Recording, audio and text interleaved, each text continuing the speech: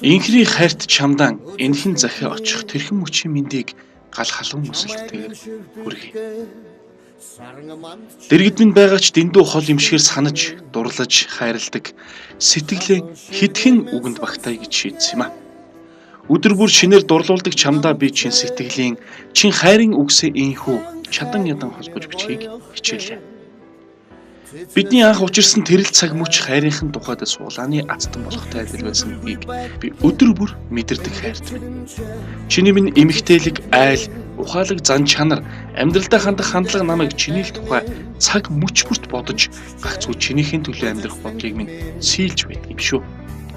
Хэдийгээр бид хүний газарт ажиллаж амьдарч байгаа ч чинийхэн дэргэд би юу ч даван туулж үтэн босгож чадах юм шиг санагдаж ирч хүчийг надад өгдөг.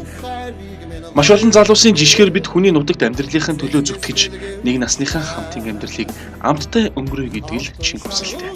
Би чамдаа уусан шингэж энэл насандаа олдсон бүхнээ жаргал зовлонгоо чамтайгаа л хуваалцмаар. Чамдаа энэ хорвоогийн хамгийн сайн сайхан бүхнийг хүсэж хамгийн сайхныг чамдаа зориулах болно гэж амлаж байна.